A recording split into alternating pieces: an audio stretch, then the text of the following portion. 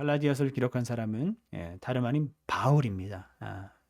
너무나 당연한 얘기죠. 갈라디아서는 바울이 기록을 했어요. 다른 서신서를 보면은 바울이 다 기록을 한 것 같지만 사실 그렇지 않습니다. 바울이 이렇게 말을 하고 다른 누군가가 대피를 하는 경우들이 많거든요. 근데 특별히 이 갈라디아서만큼은 사도 바울이 직접 썼다 그래요. 직접 기록을 했습니다.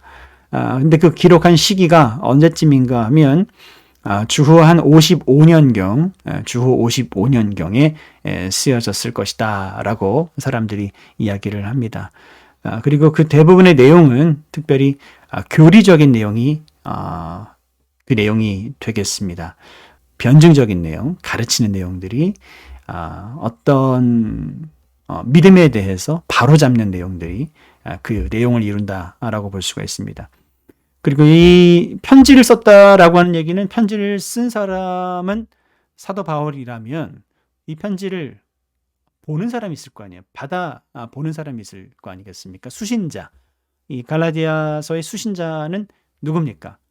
네, 이 제목에서 알 수 있듯이 갈라디아 지역에 있는 여기 보시면 여기가 이제 소아시아 터키 지역인데 갈라디아라고 보이시죠? 이 갈라디아 지역에 있는 교회들이라고 할 수가 있겠습니다. 그러니까 그 교회들이 사도 바울의 편지를 회람을 한 거죠. 돌려서 보게 되는 것이죠. 이 갈라디아는 말씀드린 것처럼 이 소아시아 지역의 하나의 지방을 이야기하는 것입니다. 그 갈라디아 지방 안에 있는 여러 또 작은 이런 도시들이 있는 거예요. 그 도시들의 사도 바울이 1차 전도 여행 때 교회들을 세웠고 그 교회들에게 지금 사도 바울이 어떤 문제를 해결해 주기 위해서 그들을 가르치기 위해서 편지를 써서 보내는 그런 내용이 되겠습니다. 그런 의미에서 볼 때 이 갈라디아서를 우리가 잘 이해를 하려면 사도 바울의 전도 여행을 잘 우리가 이해를 해야 됩니다. 특별히 그 전도 여행 중에서도 2차, 3차가 아니라 사도 바울의 1차, 사도 바울의 1차 전도 여행을 우리가 잘 이해를 해야 하는데 여러분 잘 아시는 것처럼 여기 아래 제 사진에 가려졌지만 예루살렘이 있죠. 그 예루살렘 교회에서 1차 전도 여행이 시작되기 전에 바로 이 안디옥, 이 안디옥으로 바울과 바나바가 파송이 되죠. 그래서 이 안디옥 교회에서 여러분 최초로 그리스도인이라고 하는 말이 이제 불려지게 되지 않습니까? 그래서 이 안디옥 교회에서 누구를 보내면 좋을까? 이 안디옥 교회에서 가장 실력 있고 가장 뛰어난 두 사람, 사도 바울과 바나바와 바울, 이 두 사람을 세워서 안수한 후에 이들을 이제 선교 사역을 이제 보내게 됩니다. 이제 안디옥을 출발해서 사도 바울이 또 바나바가 바로 이 키프로스라고 하는 곳, 우리 여러분은 구브로라고 알고 있을 겁니다. 구브로, 이 키프로스라고 하는 곳에 들려서 이 살라미를 지나서 바보라고 하는 곳에서 또 사역의 이야기들이 나오죠. 그 구체적인 이야기는 다루지는 않겠습니다. 사도행전 13장 말씀에 그 내용이 재미난 내용들이 아주 가득 담겨 있습니다. 이 바보를 지나서 바로 이 비시디아 지역으로 갑니다. 이제 소아시아 지역으로 탁 이제 들어가는 거예요. 마가가 여기에서 저는 더 이상 못 가겠어요. 그래서 마가는 돌아오게 되고 그 일로 인해서 바나바와 다툼이 있었다라고 하는 것은 여러분 너무나 잘 아시는 내용이죠. 사도 바울은 일단 이 험난한 산을 넘어가서 이제 안디옥, 여기에서의 안디옥은 비시디아의 안디옥입니다. 여기도 안디옥이지만 여기는 이제 시리아 지역에 있는 안디옥이고요. 같은 이름이긴 하지만 여기에는 비시디아 지역에 있는 안디옥이다. 그 안디옥을 지나서 또 이고니온, 그리고 루스드라, 더베, 그리고 다시 역으로 더베에서 루스드라, 이고니온, 안디옥, 그리고 버가, 이탈리아에서 다시 이제 안디옥으로 돌아오게 되는 그 일정이 사도 바울의 1차 전도 여행이 되겠습니다. 이 1차 전도 여행이 왜 중요하냐면 이 1차 전도 여행을 통해서 사도 바울이 사랑하는 아들 디모데도 만나게 되고, 그리고 사도 바울이 이 지역 갈라디아 이 지역의 교회들을 이렇게 믿음으로 또 세우게 되는 놀라운 역사들이 일어나게 됩니다. 그리고 이곳에서 특별히 사도 바울이 전도 여행 선교를 하다가 돌에 맞아서 죽을 뻔한 위기도 경험을 하게 되죠. 여러 가지 위험과 고비가 있었지만 은혜 가운데 하나님의 도우심으로 이 1차 전도 여행, 1차 선교 여행을 잘 마치고 다시 안디옥으로 돌아오게 되는 이 일정이 있습니다. 아마 사도 바울이 1차 전도 여행을 한 지 약 한 4년에서 5년이 지났던 것 같아요. 한 5년 정도가 지나서 어떤 일이 일어났는가 하니까, 지금 사도 바울이 여기 계속 상주하면서 목회를 하는 게 아니잖아요. 교회를 세워두고 사람들에게 믿음을 권면하고 사도 바울은 이제 돌아와 또 다른 사역을 이제 하는 것 아니겠습니까? 그러다 보니 처음에는 믿음으로 이렇게 잘 이렇게 신앙생활을 했는데, 그 중간에 한 5년쯤 지나니까 어떤 일이 일어났는가 하니까 유대인 출신의 교사들이 이 갈라디아 지역의 교회에 와서 영향력을 이제 행사하려고 하는 것입니다. 그러면서 그들이 하는 얘기가 뭐라고 하느냐 하면은, 야, 사도 바울, 그 사람은 사도도 아니야라고 이야기하는 거예요. 사도 바울을 너희들이 정말 신뢰하고 그러지만 사실 따져보면 사도 바울은 정식 사도가 아니야. 근데 어떻게 그 사람 말을 그렇게 신뢰하고 그러냐? 그리고 어떻게 믿음으로만 어떻게 구원을 얻게 되는 것이냐? 말도 안 되지. 예? 그럼 뭐가 필요하다는 거예요? 율법이 필요하지. 응? 어떻게 보이지 않는 마음의 그 믿음으로만 구원을 받아? 눈에 보이는 우리의 행위도 있어야 되고 그 구체적인 우리가 믿고 따라야 될, 지켜야 될 율법이 있는 거야. 할례도 받아야 되는 거야. 그래야 우리가 진정한 구원을 이루게 되는 거야. 라고 이들을 현혹하기 시작을 합니다. 그래서 율법의 행위를 이제 강조하기 시작하고, 기존의 유대교의 여러 가지 의식들이 있지 않겠습니까? 그것들을 하나씩 하나씩 이렇게 제시를 하면서 이렇게 하는 거야, 이렇게 하는 게 맞아라고 이야기를 하기 시작했다라고 하는 것이죠. 그러니 이제 갈라디아 지역에 있는 교회들은 헷갈리기 시작하는 겁니다. 사도 바울은 오직 믿음으로 구원을 얻는다라고 했는데, 믿음만으로는 안 되는가 보다. 그렇구나. 실제적으로 눈에 보이는 금식도 좀 하고, 할례도 좀 하고, 철야기도도 좀 하고, 헌금도 눈에 보이게 좀 많이 하고, 응? 좀 그렇게 해야 우리가 진짜 신앙생활을 하는 것이겠구나라고 생각을 하게 되었다라고 하는 것입니다. 이 소식이 누구 귀에 들어가게 된 거예요? 이 이야기가 이 갈라디아 지역의 여러 교회들에서 일어나고 있는 이 소식들이 사도 바울의 귀에 들어가게 된 겁니다. 그러니 여러분들이 사도 바울이라면 어떤 마음이실 것 같으세요? 그렇구나, 잘하고 있구나, 이렇게 생각이 들 것 같으세요? 아니죠. 사도 바울이 엄청 화가 나기 시작한 거예요. 엄청나게 화가 났어요. 그리고 이 갈라디아 지역의 교회들에게 정말 하나하나 따져 물어가지고 다시 그들을 정확하게 가르쳐 줄 필요가 있게 된 거예요. 그래서 사도 바울이 어쩔 수 없이 직접 펜을 들고 이렇게 갈라디아서를 기록을 하게 되는 겁니다. 우선적으로는 어떤 이야기를 썼겠어요? 자기 자신이 진짜 사도다. 자기 자신이 진짜 예수 그리스도의 종된 사도라고 하는 것을 변호하면서 이렇게 갈라디아서에 기록을 해두게 됩니다. 너무 절절하게 기록을 하죠. 그리고 또 중요한 건 뭐예요? 야, 율법? 그거 아니야. 율법으로 구원 얻는 거 아니야. 행위로 구원 얻는 거 아니야. 내가 너희들한테 얘기했잖아. 오직 믿음으로만 의롭게 된다는 사실을, 오직 믿음으로만 의롭게 된다는 사실을 내가 너희들에게 누누이 이야기하지 않았냐? 라고 그들에게 다시 이렇게 아주 기본적인 이야기들을 들려주게 됩니다.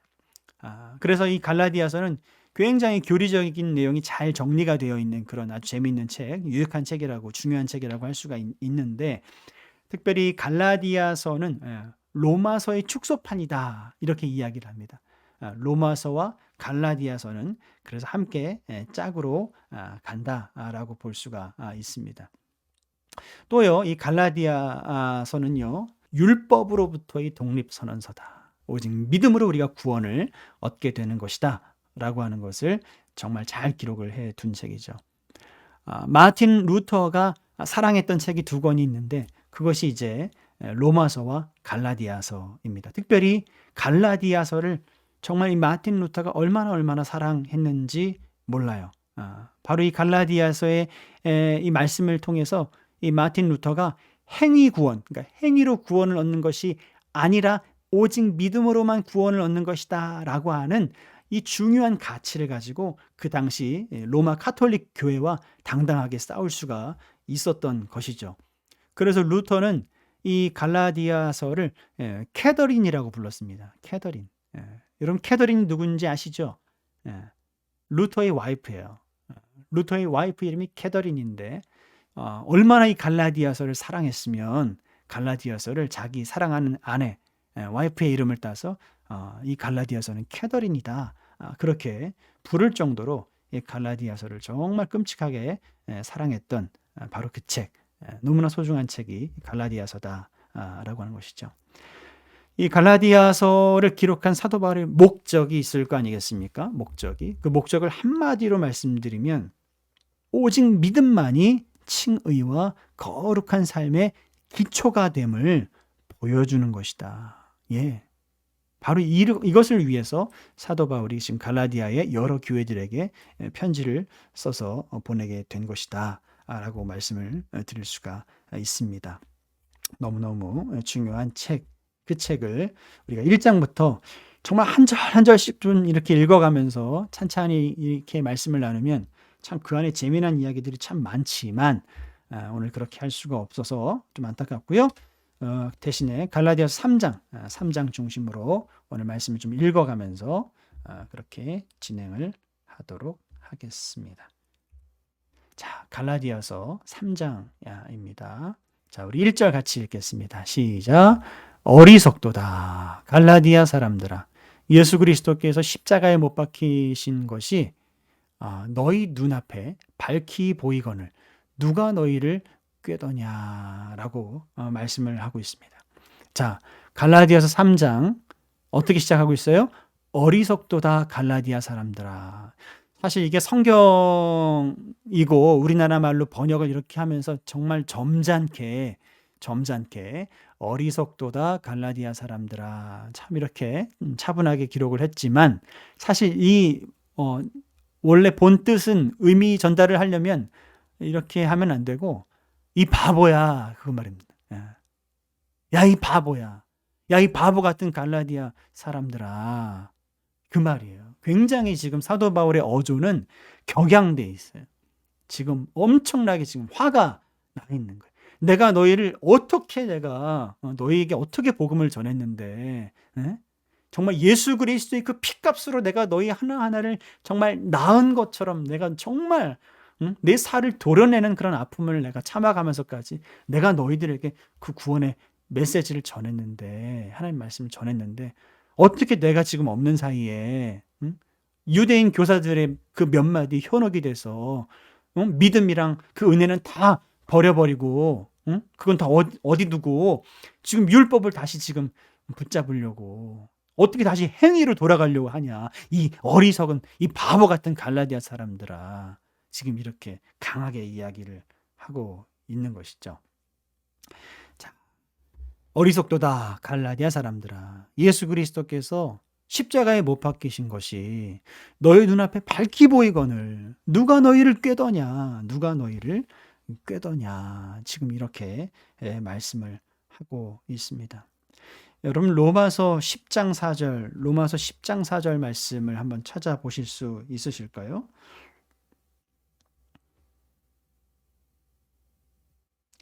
로마서 10장 4절 말씀입니다. 제가 읽어 드릴게요. 로마서 10장 4절. 그리스도는 모든 믿는 자에게 의를 이루기 위하여 율법의 마침이 되시니라. 너무너무 중요한 말입니다. 그리스도는 모든 믿는 자에게 의를 이루기 위하여 율법의 마침이 되시니라. 자, 율법의 마침이 되셨대요. 누가요? 예수 그리스도께서 율법의 마침이 되셨다. 자, 예수 그리스도께서 어떻게 율법을 마치셨어요?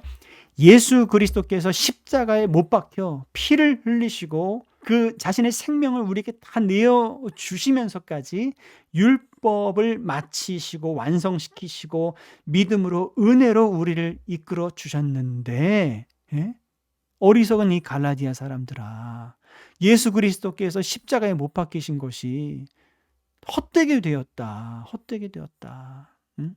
누가 너희를 그렇게 어리석게 꾀더냐라고 사도 바울이 지금 이야기를 하고 있는 것입니다.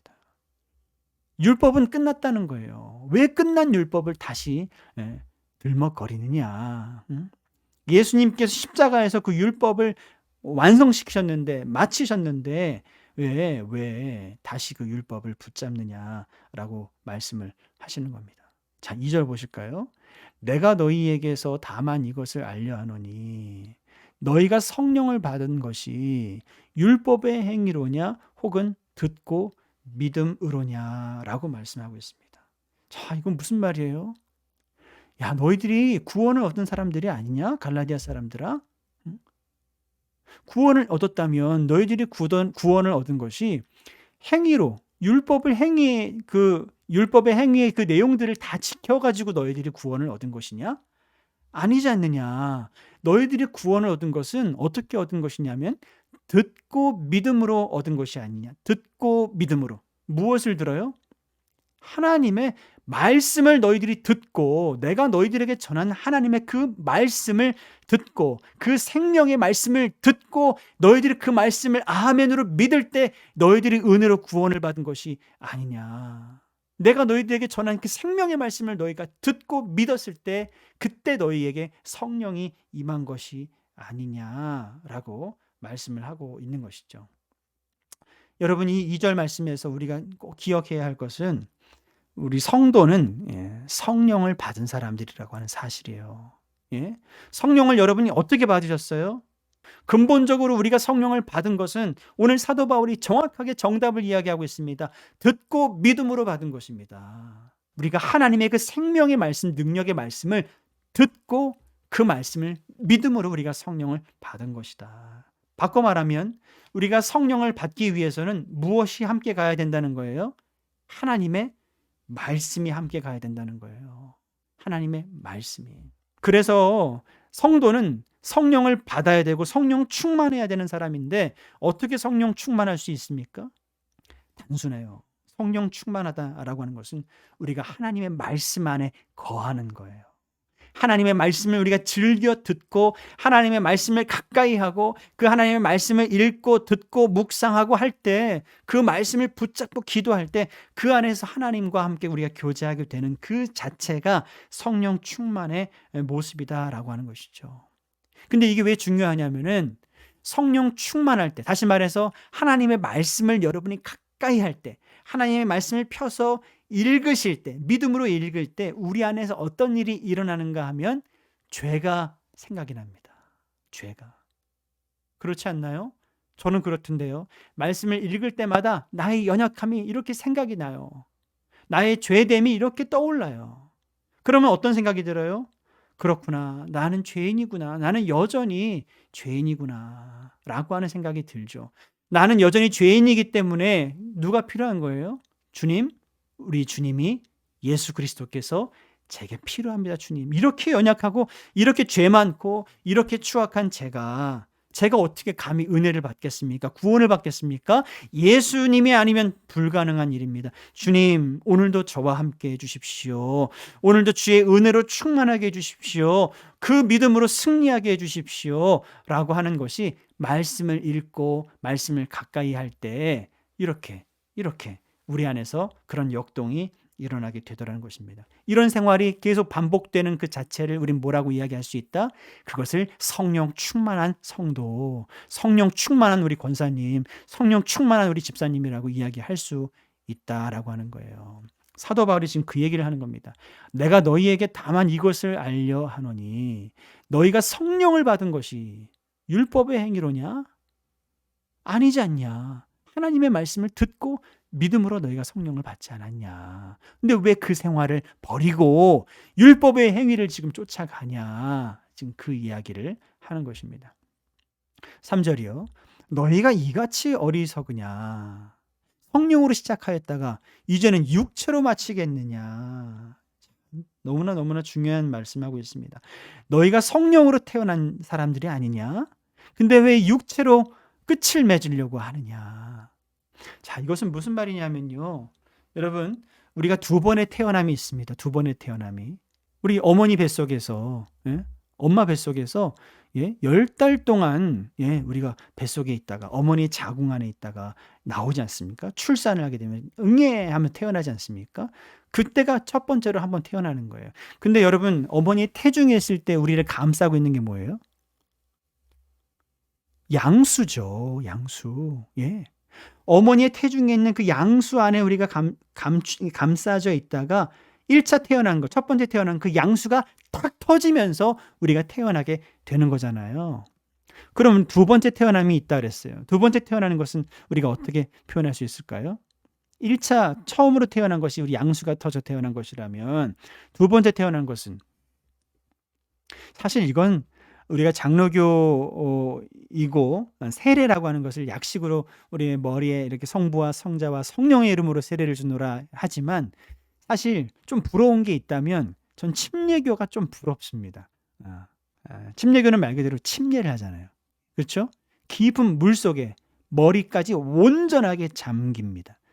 어떤 영상을 보니까 어떤 목사님을 약간 짓궂게 그냥 확 담가버리더라고요. 그리고 오랫동안 머리를 좀 붙잡고 있더라고요. 물속에서 우리가 오래 살 수 있어요, 없어요? 못하죠. 숨을 쉬어야 되는데 어떻게 있겠어요? 죽는 거죠. 그때 숨을 막 참고 있다가 그 물 수면 위로 머리가 탁 올라올 때 하지 않습니까? 그쵸? 그때가 다시 탁 태어나는 순간이에요. 다시 말해서 그 물은 뭘 상징하는 거예요? 성령을 상징하죠. 두 번째 태어나는 것은 성령으로 우리가 태어나는 것을 이야기하는 거예요. 성령으로, 그래서 우리는 거듭났다 이렇게 이야기를 하죠. 사도 바울이 지금 그 얘기를 하는 겁니다. 너희가 이같이 어리석으냐? 너희가 성령으로 시작하지 않았냐?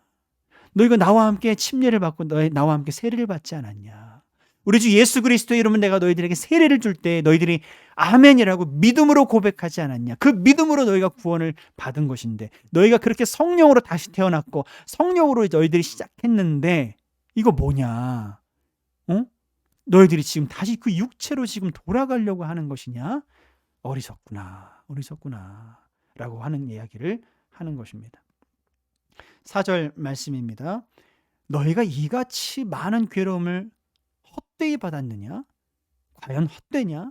너희들이 그 많은 수고를 한 것, 너희들이 그렇게 핍박을 받고 예수 믿는다고 핍박받았던 거, 정말 교회 간다고 핍박받았던 거, 믿는 자들과 함께한다고 다른 사람들에게 손가락질 받았던 거, 또는 여러 가지 탄압을 받았던 거, 너희들이 눈물 흘리고 피를 흘리고 했던 그 모든 것들, 사랑하는 가족들로부터 너희들이 내침을 받았던 것들, 그 많은 괴로움, 이 많은 괴로움은 다 그런 내용이죠.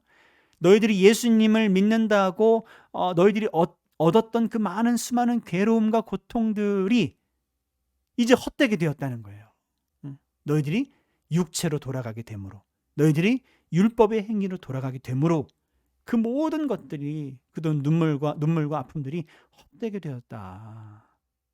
그것이 정말 그렇게 헛되냐라고 사도 바울이 이야기를 하는 것이죠. 5절 너희에게 성령을 주시고 너희 가운데서 능력을 행하시는 이 누구죠? 너희에게 성령을 주시고 너희 가운데서 능력을 행하시는 이 누구예요? 하나님이죠. 하나님. 여러분 지금 갈라디아서 3장 1절부터 5절까지는요. 삼위일체 하나님에 대한 지금 말씀을 사도 바울이 하고 있는 것입니다. 자, 1절 예수 그리스도께서 십자가에 못 박히신 것, 성자 예수님에 대해서 이야기하고 있고요.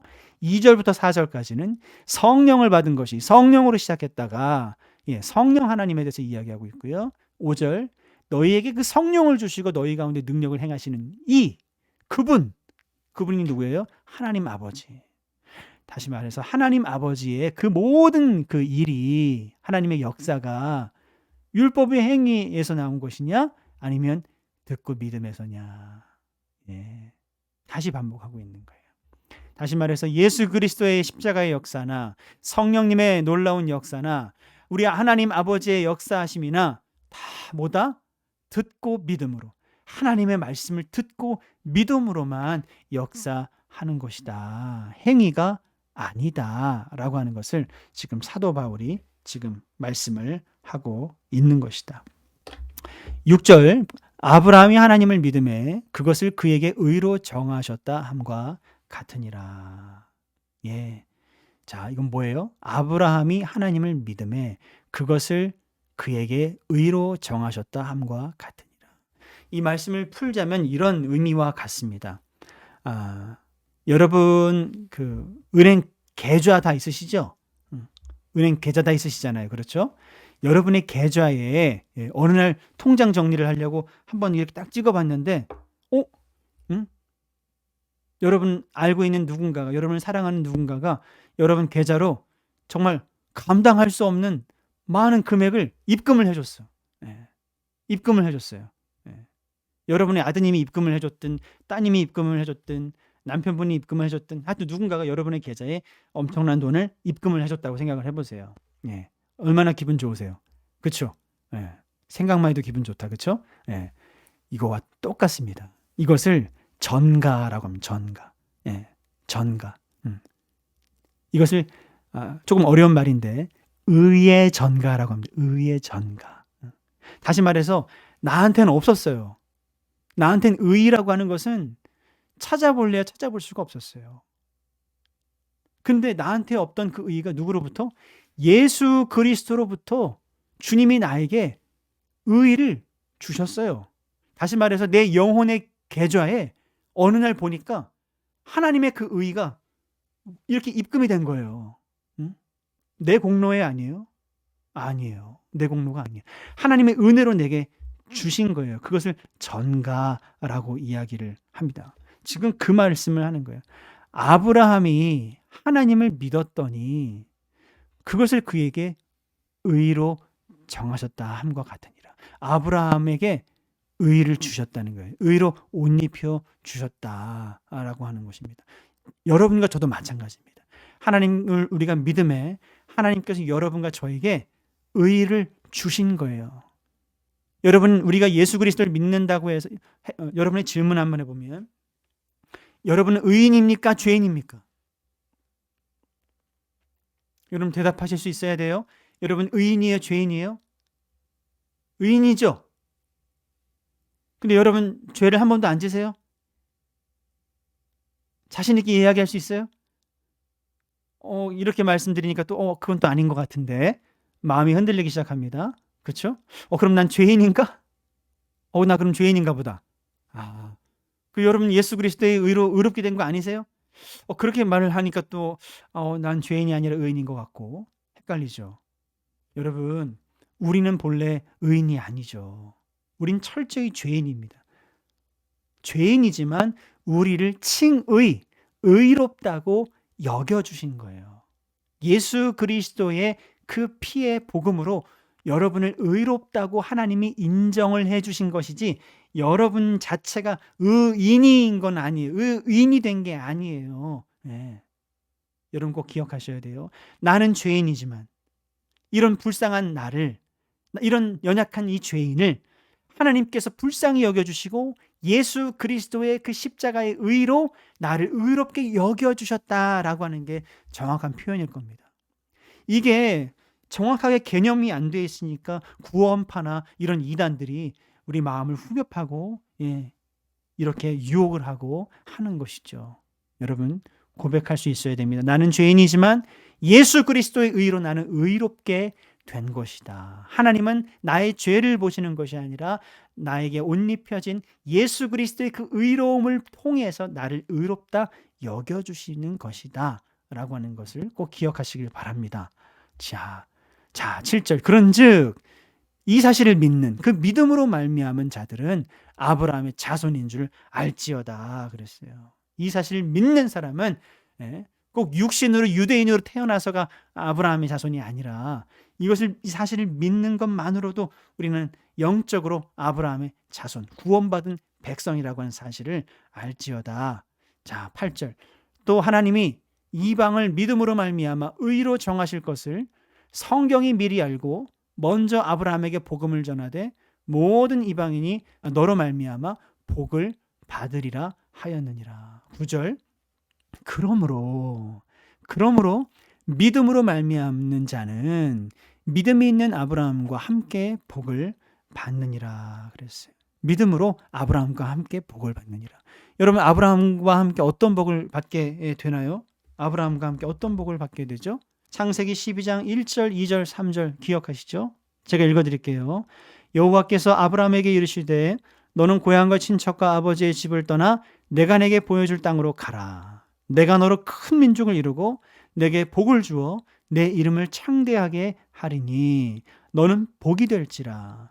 너를 축복하는 자에게는 내가 복을 내리고 너를 저주하는 자에게는 내가 저주하리니 땅의 모든 족속이 너로 말미암아 복을 얻을 것이라 하신지라. 아멘. 이 아브라함에게 약속해 주셨던 그 복이 우리가 예수 그리스도를 믿음으로 고백하는 우리에게도 동일하게 우리도 아브라함과 함께 그 복을 받게 되고 누리게 된다는 거예요. 그런데 여러분, 진짜 최고의 복은 뭡니까? 이 땅에서 복을 받는 거예요? 그게 아니죠. 성경에서 이야기하는 복은 바로 예수 그리스도, 메시아, 예수 그리스도가 정말 우리에게 가장 큰 복인 줄 믿으시길 바랍니다. 그걸 믿음으로 아멘으로 고백하는 사람은 여러분 복을 받은 거예요. 하나님의 최고의 복을 받은 사람이다 라고 하는 것을 여러분 꼭 기억하시길 바랍니다. 10절. 무릇 율법 행위에 속한 자들은 저주 아래에 있나니 기록된 바 누구든지 율법책에 기록된 대로 모든 일을 항상 행하지 아니하는 자는 저주 아래에 있는 자라 하였음이라. 자, 11절이요.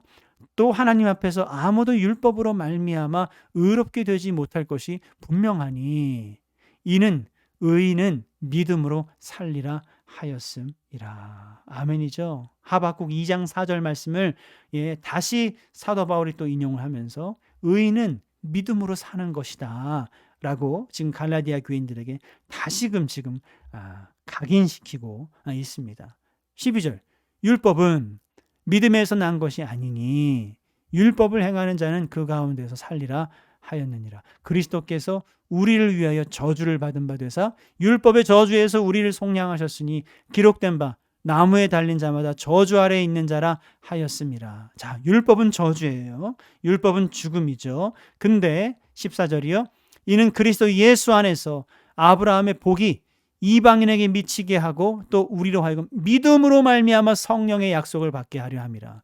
자, 율법은 저주예요. 율법은 죽음이에요. 율법은 사망이에요. 근데 14절 믿음은 뭐예요? 성령의 약속을 받게 한다. 율법이 아니라 믿음은 성령의 약속을 받게 한다. 할렐루야. 여러분 결정하세요. 여러분 율법의 사람이 되시겠습니까?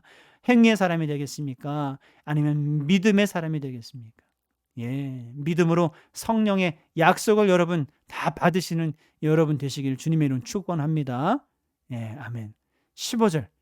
형제들아, 내가 사람의 예대로 말하노니 사람의 언약이라도 정한 후에는 아무도 패하거나 더하거나 하지 못하느니라.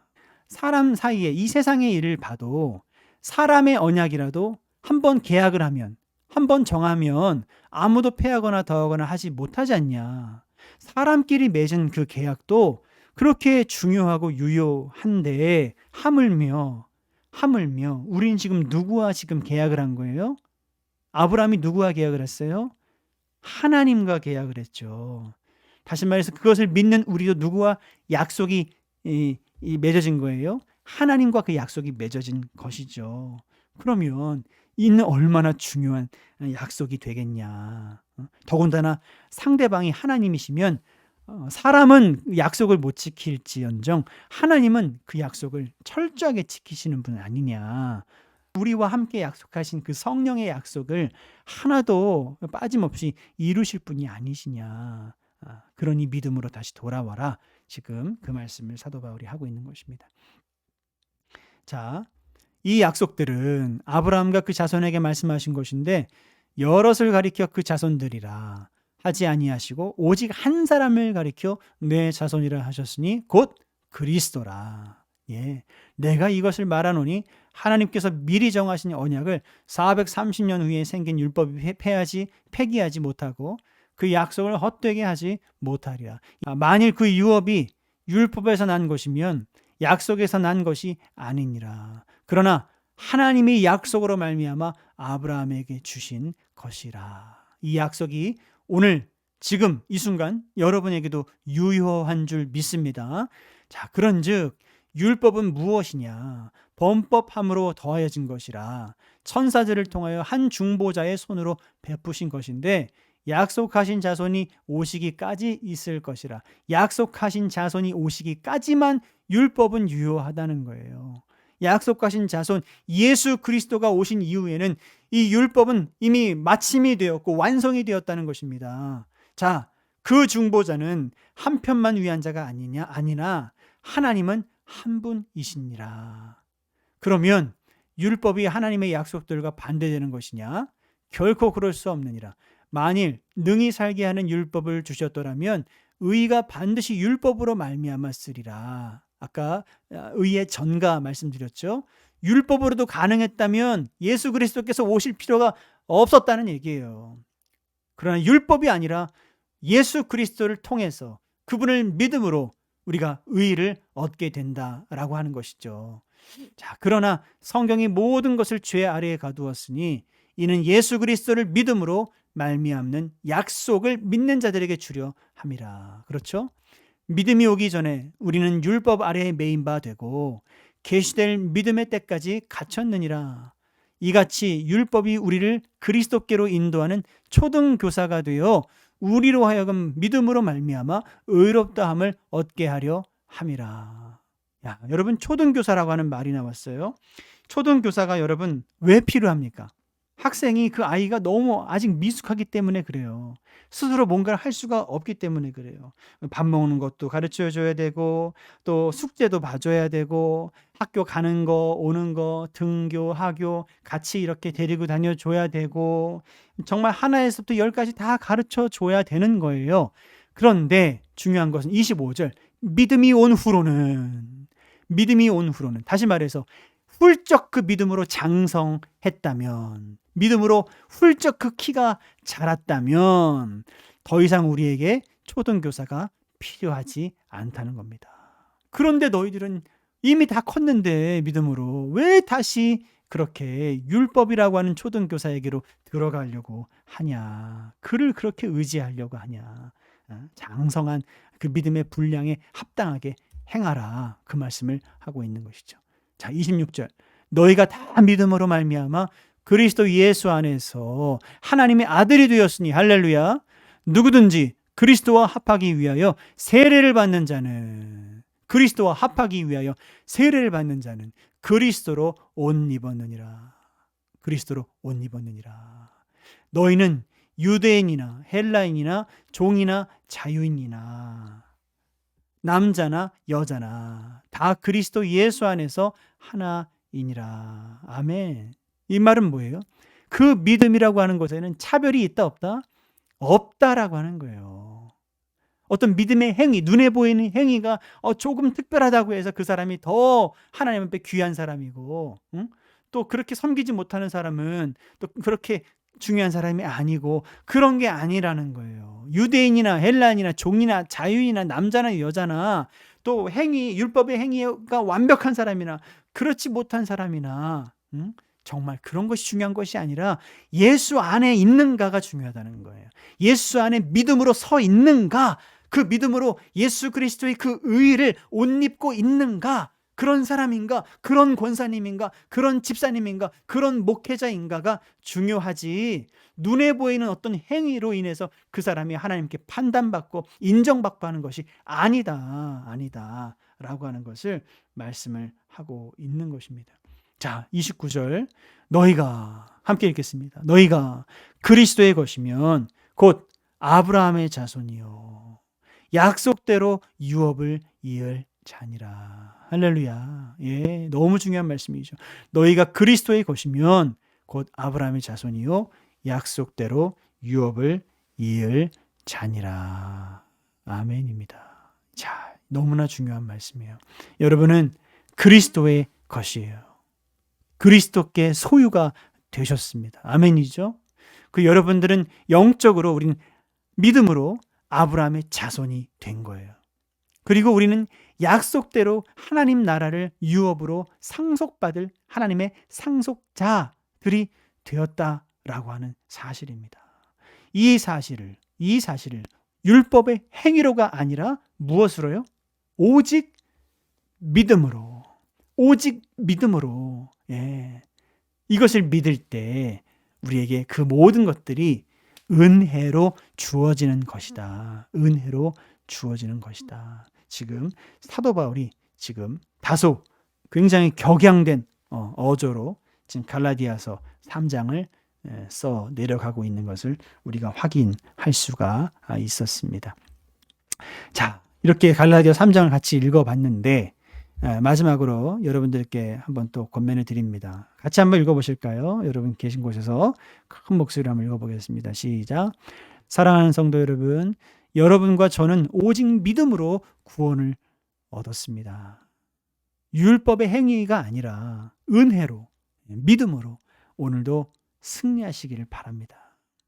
사단 원수마귀는 하나님의 자녀들을, 우리 권사님들을, 우리 집사님들을, 또는 저와 같은 목회자들을 시험하려고 듭니다. 율법이라고 하는 잣대로 우리가 얼마나 형편없는 사람인가를 자꾸 이렇게 비추어 주려고 노력을 해요. 그런데 우리가 그럴 때마다 무너지고 낙심하고 좌절하고 난 이거밖에 안 되는구나 라고 그렇게 주저앉을 것이 아니라 그 자리에서 우리는 어떻게 해야 돼요? 인정해야죠. 그래, 맞아. 나는 그렇게 형편없어. 나는 죄인이야. 나는 연약한 사람이야. 그래서 나는 누가 필요한 거예요? 그래서 나에겐 예수 그리스도가 필요한 거고, 그래서 나는 예수 그리스도를 믿는 거야. 예수 그리스도를 믿음으로 예수 그리스도께서 나를 의롭다고 여겨주셨고 그 은혜로 나는 오늘도 승리하는 거야. 나는 그 은혜로 오늘 사는 거야 라고 여러분 사단을 대적하시길 바랍니다. 그 믿음으로 여러분 승리하시길 바라고, 그 믿음으로 오늘 주어진 이 하루를 정말 행복하게 주님과 함께 동행하면서 나아가실 수 있기를 주님의 이름으로 축원합니다.